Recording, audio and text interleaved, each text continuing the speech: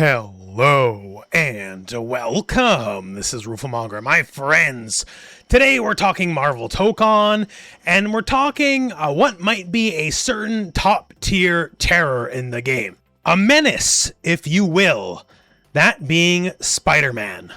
Now, of course, there's a lot of names going around for like who the best characters are currently.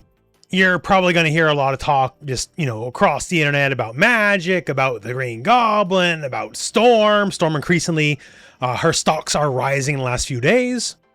But Spider-Man seems to be one of the most consistent, especially because last week, as you're seeing the footage here, we had CEO, our first major tournament for the game. And on top of the fact there was just a lot of Spider-Man to be seen regardless, it's very telling that all 8 players in the top 8 had Spider-Man in their teams. Like, we can argue all we want on social media about this, that, and the other, but when you're playing for money, you pick who you think's gonna bring you to the cash, right? And the fact that everybody who could conceivably potentially have won the tournament played Spider-Man in that top 8 says a lot. So that said, in this video, I sort of just want to go over why exactly is Spider-Man so good in this game? Because let me tell you, especially in these early days of the game, a few months from now, the game will play completely differently, but his strengths are very immediately apparent.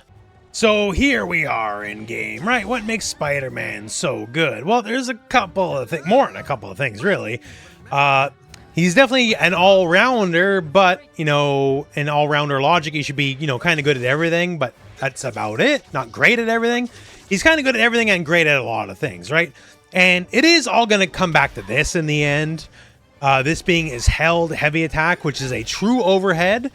In a game with fairly low amount of overheads, outside like the universal like assemble overhead, it's one that sticks out. But before we get really into that and what that means, let's just talk about everything else. So hey, this is a high mobility game, double jumps, air dashes, all that fun stuff. And then you got Spider-Man with all sorts of mobility, all sorts of options and weird stuff he can do. And so you add an extra mobile character to a high mobility game. Sort of makes a lot of sense. Okay, that's really nice. And of course, Spider-Man need not be the point character by any stretch. All of his assists are pretty okay. Like his web shooter assist has, it would seem, slightly higher than average hits done. There are combos that are possible with this that are not gonna work with other combos. Like I figured that out in the beta with Magneto, that Magneto can do combos with Spider-Man that he can't do with other characters. And same with his air assist here, really good shallow angle. So if you're just looking to like gimmick people out, it's really strong. It will not overshoot the enemy. So okay, the shooter assists, they're really good. His vertical assist, very solid. It's just air invulnerable. So if there is air attacks coming his way, just like many of the vertical assists, it'll work. It's perfectly solid. And if you want him as your back assist, it's very unique as it will drag the opponent out of wherever they are to you. This does connect from full screen. It's effectively like, Scorpion in Mortal Kombat. Just, get hit, get over here, do whatever you want to do, get your combo on, and do gimmicky things like pull the opponent out of the corner. You're just looking for like left-right mix while in the corner. So assist-wise, like even if he's not the main character, he has something to offer for everybody, right? Like, he's just good as an assist regardless of everything else. So obviously, one of the really good things about Spider-Man is he has like the best neutral skip in the game, basically. Just web zip, assist call, done. Like you don't gotta think it out too hard. It just sort of figures itself out. You web zip in, call assist, it hits. And at which point, like, cool, I guess, like combo time, right? Like you just go into full combo. So that's nice. And then there's fact on block. Cool. Pressure time. Like, did I really lose out that much if you block? Because now we're in territory to enter the mix zone, right? So it's whatever. And the one weakness of that, the move is technically susceptible to down heavy, especially like when done from the air. There's a little bit of a gap there you can get blown up through. But then there's also the fact you don't have to commit to anything, right? You got all your traps, which are also amazing as Oki, by the way. Another great thing about him is every time he knocks it in the corner, you can just set this up, then it's just an extra layer of pressure you got to worry about. But like he never has to commit to any of these things where he can potentially put himself at risk because he's just like one quick cancel away. And now all of a sudden, do you not hit me out of it? Now all of a sudden, did I just bait you out of it? It can just go a lot worse from there, right? Because now I can turn it into my combo if you try to react, right? So the neutral skipping aspect is really good. The Oki's good. Like, the movement's good. Everything's good. But again, it all comes back down to this in the end, right? The overhead. Spider-Man is a very strong mix-up character in a game with, I don't want to say weak mix, because obviously the mix-up is very, very strong. But a lot of the mix-up is kind of just generic. Like, everyone can do it, just being put in the situation. Like, you know, either overhead, low, or when you're waiting for like the empty jump low, last second air dash, like, you know, the old Dragon Ball style stuff. A lot of people just have the universal stuff versus like, no, I got my own only for Spider-Man overhead here.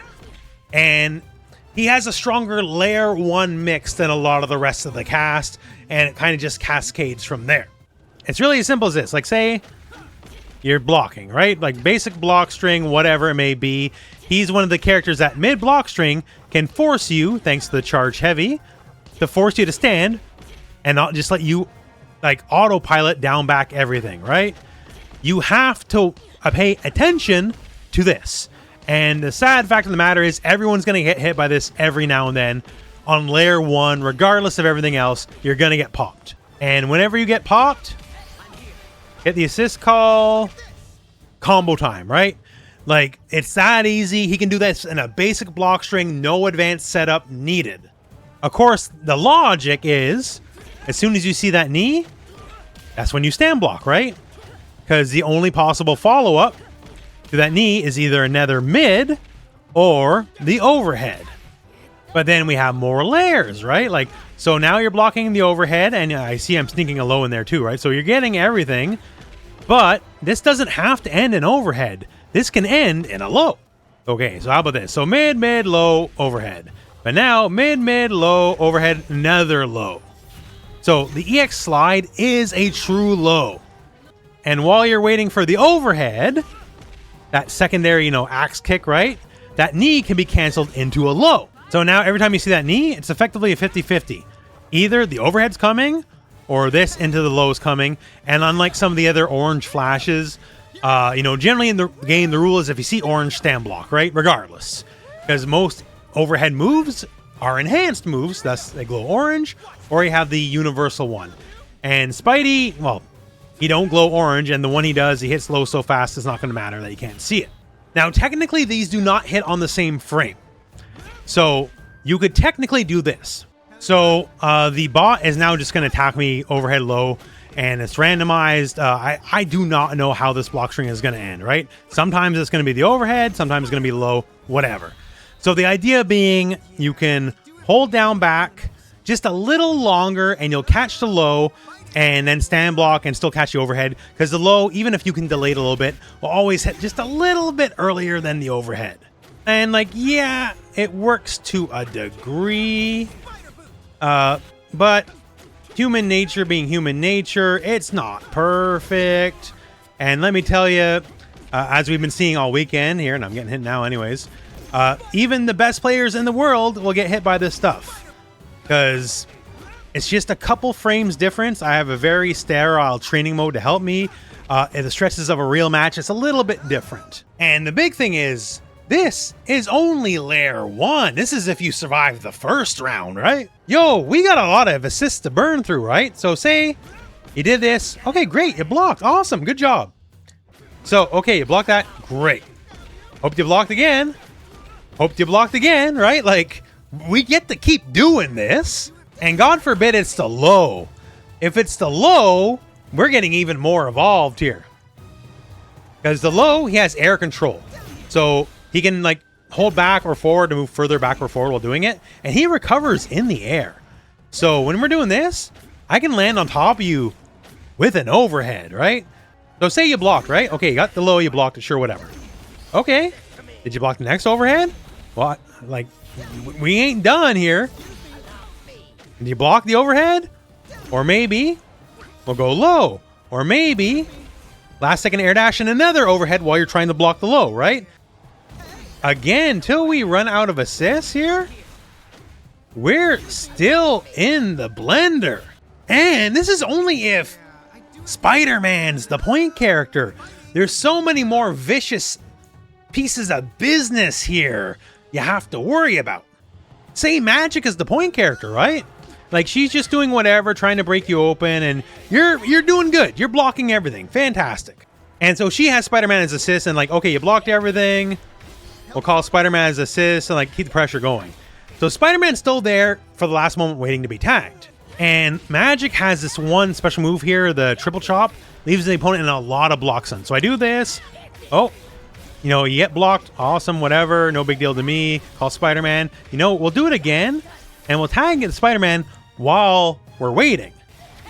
So now, while she's doing all this, I have free control of Spider-Man while you're in that block stun. And now the whole 50-50 proposition's going to start all over again, and a little better yet even. This is where we're going to bust out the frame data. So normally the overhead, which is very safe by the way, like it's only -3, right? What if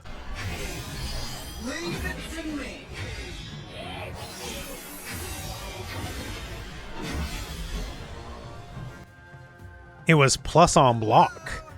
Because that last hit of the Rekka from Magic hits after the overhead, which also means if this connects,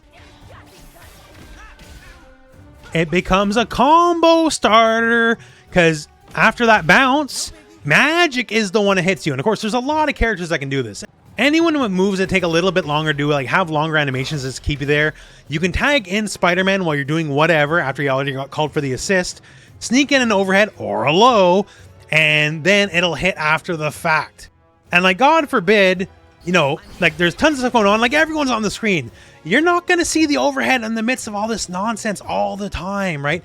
The fact of the matter is Spider-Man is eventually gonna can opener you on the low or the overhead, because it's just a fact of life. Like, there's just so much going on in this game. You're not going to see the overhead all the time. That's one of his biggest strengths, is he can create a unique 50-50 situation that while the game can allow for a lot of mix-up situations, is one basically only he can really enforce.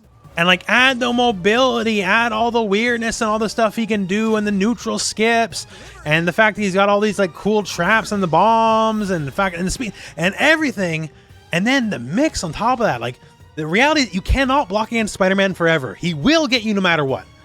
And that's what makes him so scary. That's what makes him a menace. Of course, you know, there's a lot of characters that can do a lot of unique things. Like Green Goblin, certainly a very strong mix-up character with his ability to just kind of go overhead low whenever. But to get a lot of that, he had to already have gotten the hit. He had to already have knocked you down. Spider-Man can just do this whenever. Wolverine's another character with, like, you know, good mix-up potential too, sure. But his range and options and mobility are nowhere near Spider-Man's. Like, so there's stuff, but Spider-Man's just the one guy who sort of has it all. And the second you just blocked, right? That was already sort of the first mistake. That was already step one of you being put in the blender against the eventual overhead low scenario, which is just very easy for him to do. And I personally believe this is one of the reasons why Spider-Man has to be one of the strongest characters in the game currently. Now, we are very early in the game's life. Tech is still developing. There's a lot of things that can change over time, absolutely.